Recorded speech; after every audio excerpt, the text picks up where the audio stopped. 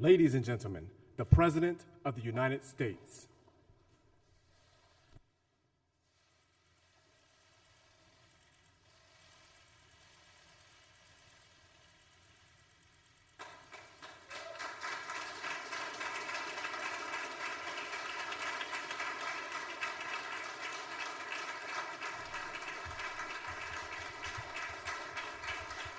Thank you very much. Please, thank you. Good afternoon. And before we begin, 5 years ago, 9 innocent parishioners of a historically black church, you all remember this horrible event, were tragically killed during an evening Bible study in Charleston, South Carolina. That was a despicable act of evil. Today we remember this somber day as our hearts still break for the victims, and our prayers go with all. That was a terrible event. It was a terrible day. Terrible, terrible day for our country, for the world to witness. Thank you very much for being with us at the White House as we reaffirm our sacred promise to support and protect our great veterans. We love our veterans, and great they are. With honor and courage, these incredible patriots performed their duty to America, and now we must fulfill our duty to them, and that's what we're doing. And we're doing it beyond what anyone's ever done as president or as an administration. We're gathered together to address an especially urgent struggle. Today we're unveiling our roadmap to empower veterans and end the national tragedy of suicide. Tremendous problem. Tremendous, tremendous problem. My administration is marshaling every resource to stop the crisis of veteran suicide and protect our nation's most treasured heroes. They've been through so much, and it's such a deep-seated problem. And we're doing tremendous research and everything you can do. But it is something that nobody quite understands, and they're gaining knowledge, but they don't quite understand it. And I want to thank our Vice President for being with us. And I especially want to thank, frankly, wonderful Karen Pence, who is so committed to the veterans and this particular problem. And thank you very much, Karen. We appreciate it. Thank you.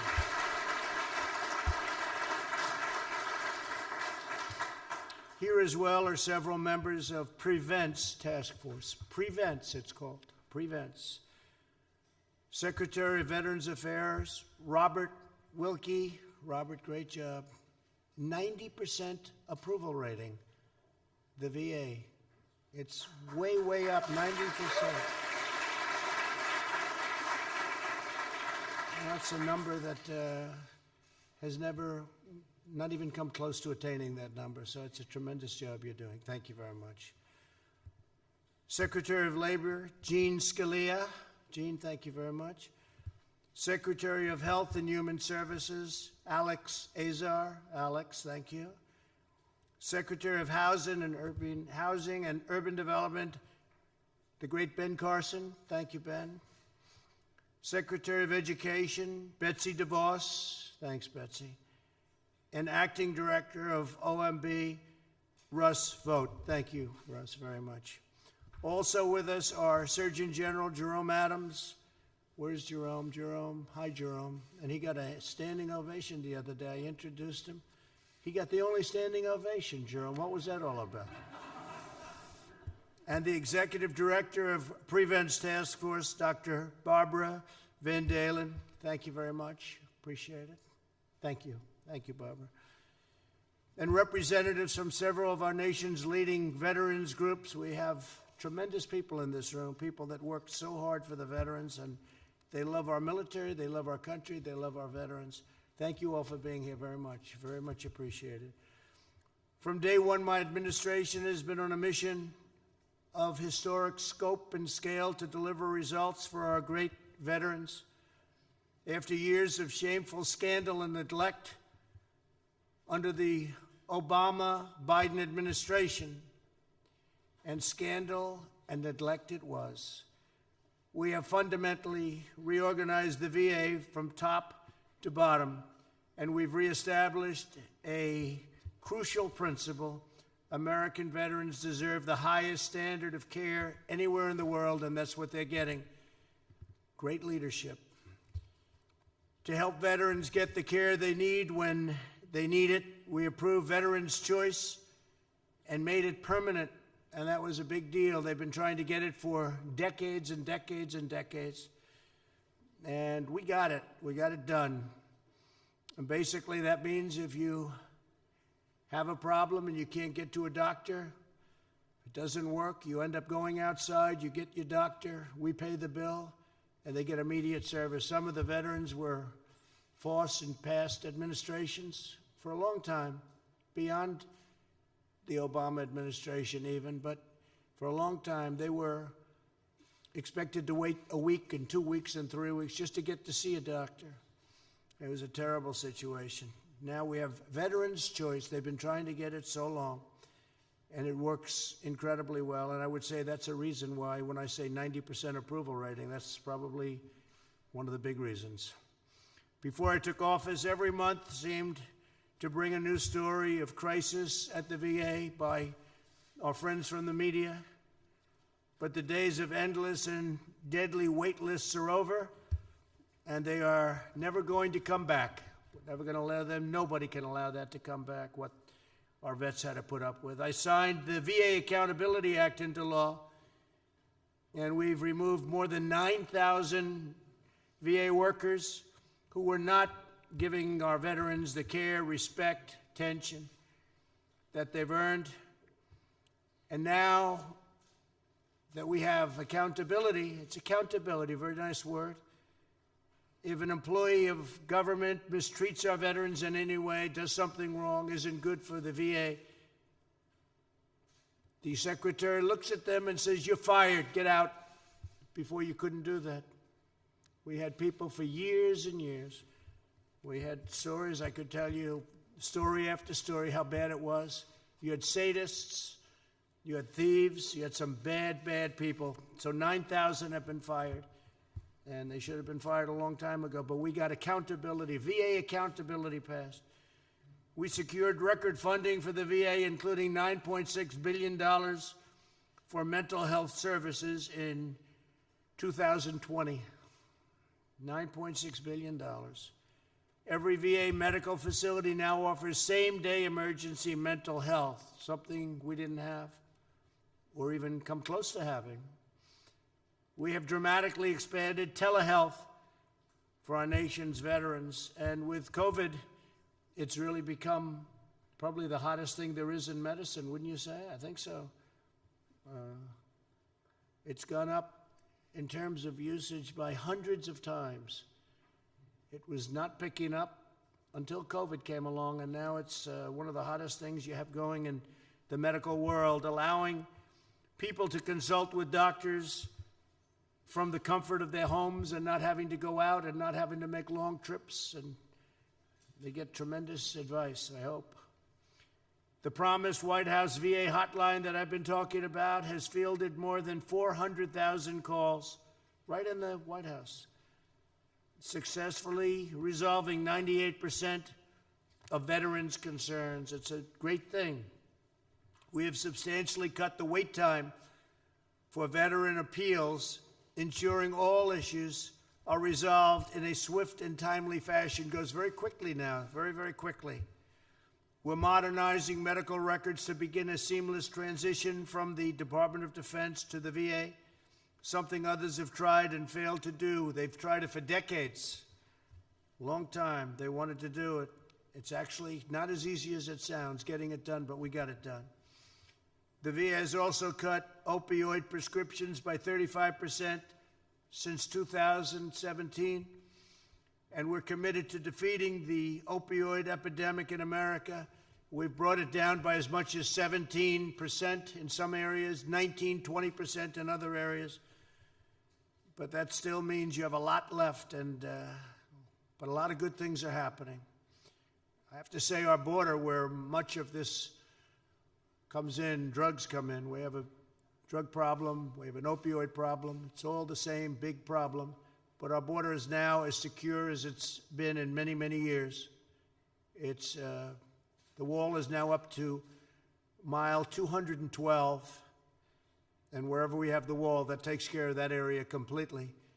But we're now down to among the lowest numbers we've ever had on the border, and we have, I want to thank the President of Mexico, because we have 17,000 troops right now on the border, Mexican troops, and really helping us a lot. The number of veterans who say they trust the VA services has increased 19% under this administration. That's a tremendous increase, but I'm still more impressed. It's an all-time high, by the way, but I'm still more impressed by the 90 to 91% number. That's the number I'm going to use from now on, all right? Can I do that, Robert? I like that. 91%. Can you imagine if you were a politician, you had a 91% approval rating? That would be pretty good. But there's more work to do. Ending the tragedy of veteran suicide demands bold action at every level of society. 20 veterans and service members take their own lives every single day. The loss of our heroes breaks our hearts and pains our souls. 1 year ago, I signed an executive order establishing Prevent's Task Force to develop a nationwide strategy to support our veterans in distress and stop the grave tragedy of veteran suicide. Today, thanks to the leadership of Secretary Wilkie, it's been outstanding, I'm proud to announce that we are taking this critical initiative to the next level.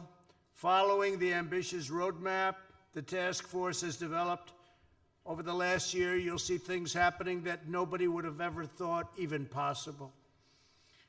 To lead this effort, Mrs. Pence and a team of ambassadors that she was very much involved with in choosing, including the Surgeon General, Jerome Adams.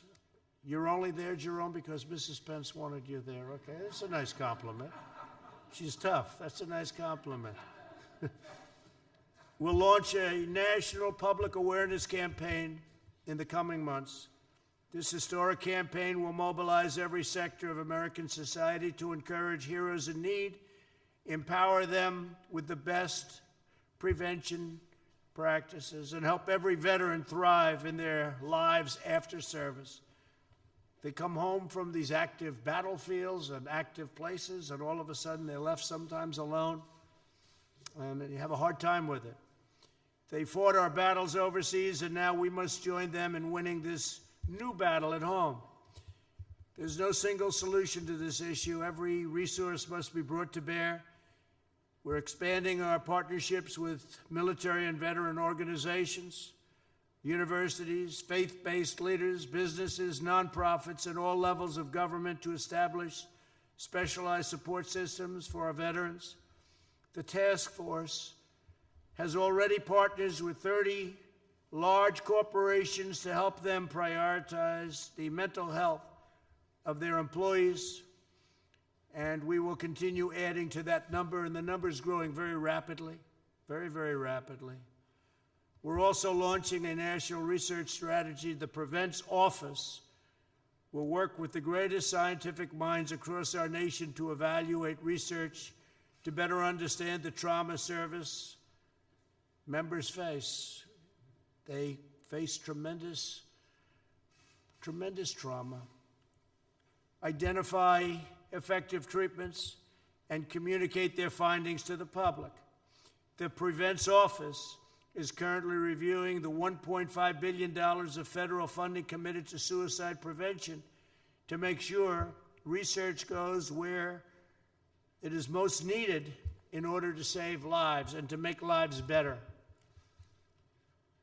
Here with us today is former Marine and Coast Guardsman Chad Heiser, who can share with us his personal testimony about the importance of the steps we're taking today.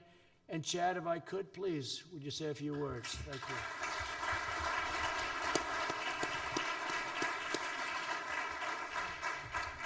Mr. President, distinguished guests, thank you for allowing me the opportunity to speak on this vital mission that affects the veteran community so much. The Bible says in Jeremiah 29:11, "For I know the plans I have for you, declares the Lord, plans to prosper you and not harm you, plans to give you a hope and a future." God never wastes a hurt. These are the words I was told long ago by a mentor and friend, but never really understood their impact until I began the healing process from my trauma that I experienced in combat as a United States Marine. On March 23rd, 2003, in one horrific day, 18 Marines were killed that were part of Task Force Tarawa during the invasion of Iraq at the Battle of Al-Naziriyah.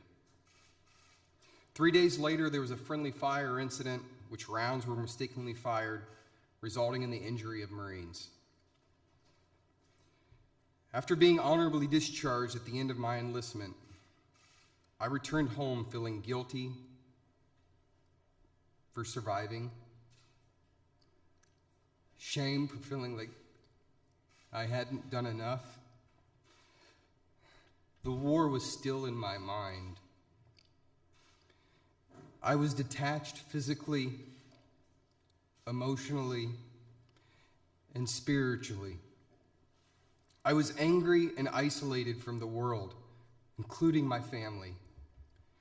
Just 1 year after leaving the Marines, I decided to return to military service, this time with the United States Coast Guard, seeking a last-ditch effort to cope with the pain and regain my purpose in life. Unfortunately, my condition only worsened. In 2005, I attempted suicide. I was transported to a medical hospital, diagnosed with post-traumatic stress disorder, and shortly after I was medically retired. During this time, my wife was praying. She was asking God to help heal me from this combat trauma. I felt there was no one I could turn to, that my life just wasn't worth living. As a tough Marine, I was hesitant to seek the help I truly needed to recover. 2009, by God's grace and mercy, I was saved by Jesus Christ. After carrying these burdens that I had carried for so long, the newfound hope I had was my foundation now. In 2011, I participated in Wounded Warrior Project's Project Odyssey, a combat recovery retreat.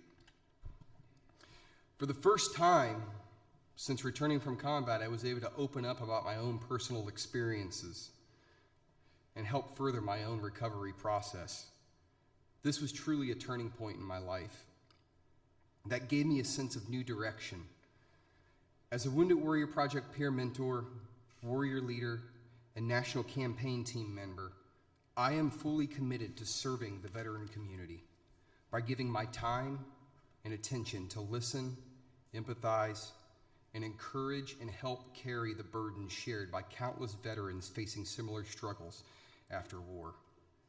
I've realized through my own experience how vital it is for veterans to have a positive support system, not only within our families and communities, but also within our government. Showing support and caring for those who are hurting. It's also important to let everyone know, let the country know, that they can be strong and ask for help if you are struggling. Mr. President, I would like to take this opportunity to personally thank you for your decision to implement this important initiative combating mental health and suicide crisis within the veteran community. I am so grateful for your actions in insisting veterans to get the help they need at such a critical time. Your leadership in this matter truly shows your care for our nation's warriors. Thank you. Thank you, sir.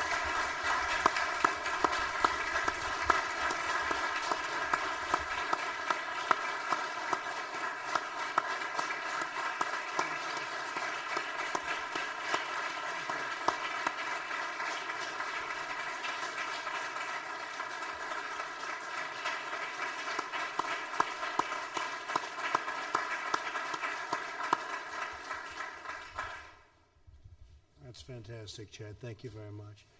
I thought because she's so important to what we're doing, I could just, prior to Secretary Wilkie, ask Karen Pence to say a few words. And she's going to be leading us into the promised land on this very tough subject. Do you mind? Please. Either one, Karen.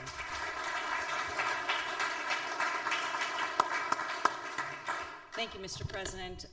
I just want to say thank you for this administration realizing that this is an issue that we need to face head on. You are changing the culture.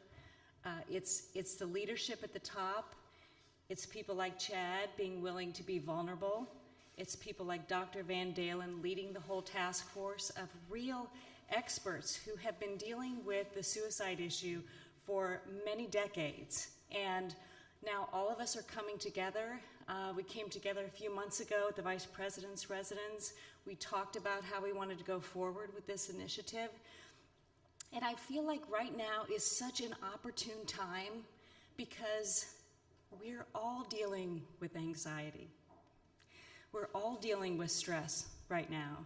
So if I can do anything as lead ambassador, it's my goal to help take away the stigma of mental health, take away the stigma for people to be able to come forward like Chad to say, there was a time in my life where I wanted to end everything. And our veterans, I've met with so many of them who say to me, I don't go to that dark place anymore.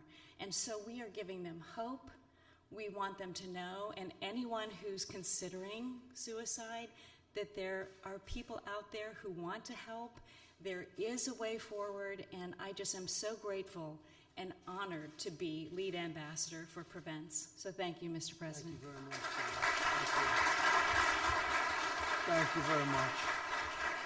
So she had no idea I was going to do that, but I have to say that I did it about 2 months ago. I said, maybe Karen wants to say a few words. And she got up and she spoke for 5 minutes. She blew everybody away. She was the star, right, Mike? And I said, come on, Karen, you got to go. Great, great. Really appreciate it. You're going to do a fantastic job. Thank you very much. Mr. Secretary, let's go.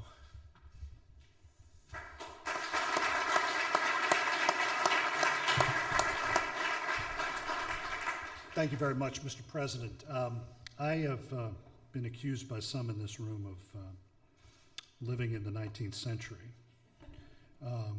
and looking back on American history before I make any decisions.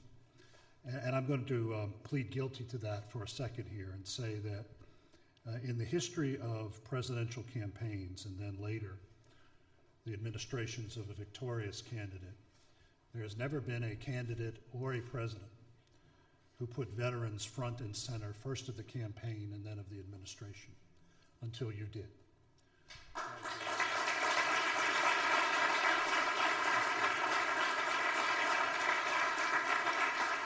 I'm going to speak for Mrs. Pence, and I'm going to speak for myself as the son of a grievously wounded combat soldier from Vietnam, and in Mrs. Pence's case, the mother of a Marine warrior.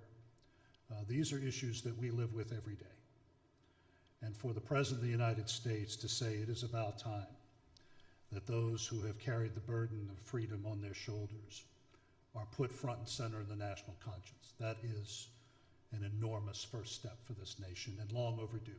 Thank you, Robert.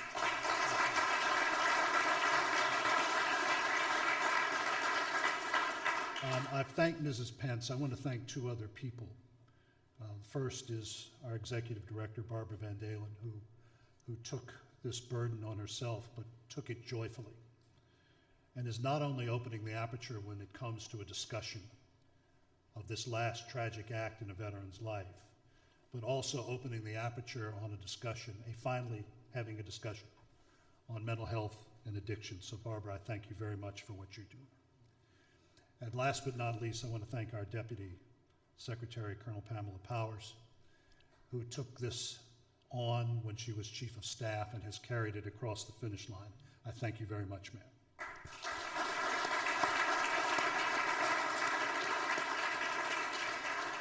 Mr. President, I'll go back to that history. In the 1890s, one of your predecessors, whose portrait hangs in the green room, was alarmed at the reports he was receiving from the Frontier Army of countless deaths amongst officers and men on the far outposts of the American West.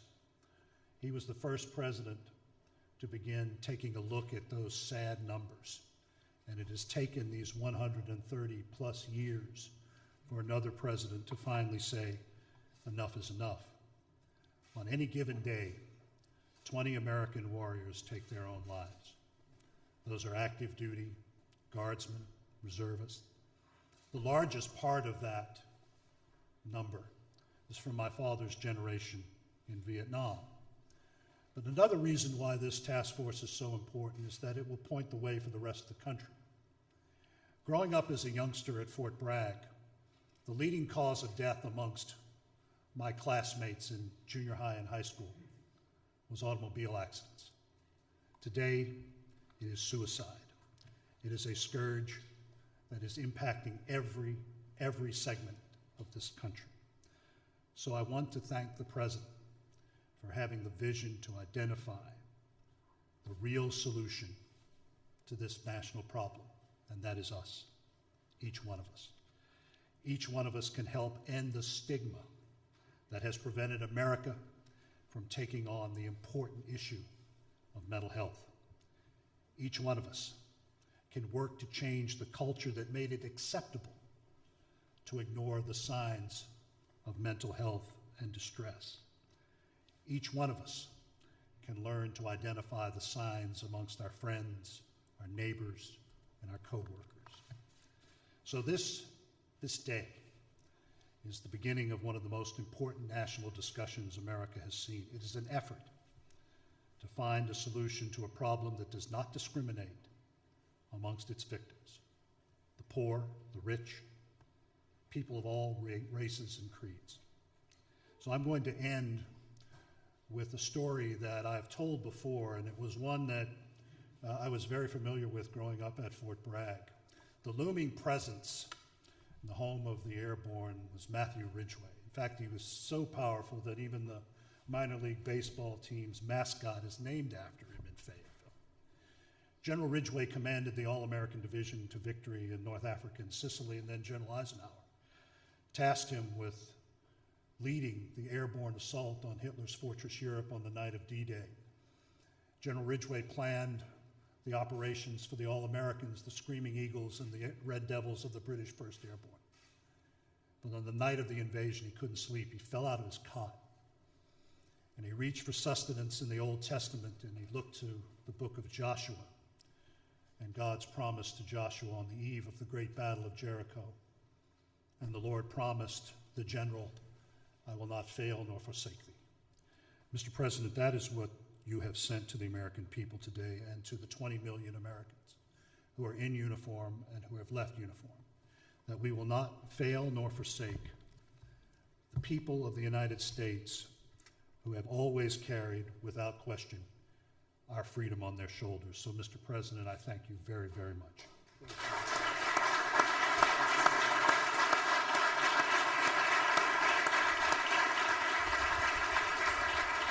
Great job you're doing. So Karen Pence has stated beautifully just a little while ago that the two words anxiety and stress. And all I can say, Mike, is thank goodness we don't have any anxiety or stress in this job with these people back there. But I will tell you, we're working very hard on this problem, and I think we've made a tremendous amount of progress. I even noticed your number, 20. 20 is different than 24. You know what that means. Each day, hard to believe, each day. But 20 is a big difference, and we're getting it way down. And with some of the treatments that we're talking about, I think it'll go a lot lower than that. And Barbara, I want to thank you very much. I want to thank Chad. I want to thank you very much. It was a beautiful, beautiful statement. You've done such a fantastic job. I see General Kellogg. He's one of our great generals. He's done a fantastic job for me, and he's doing some very important things for me right now. So, General, thank you very much. Really fantastic job. And we will have another meeting soon, and that meeting will be a meeting of progress, because I know with Karen in charge and with the Surgeon General working along with Karen and the group that you have, I know every one of them, You're going to make big, big progress very, very fast. So thank you very much. Thank you, Karen. Thank you very much. Mike, thank you.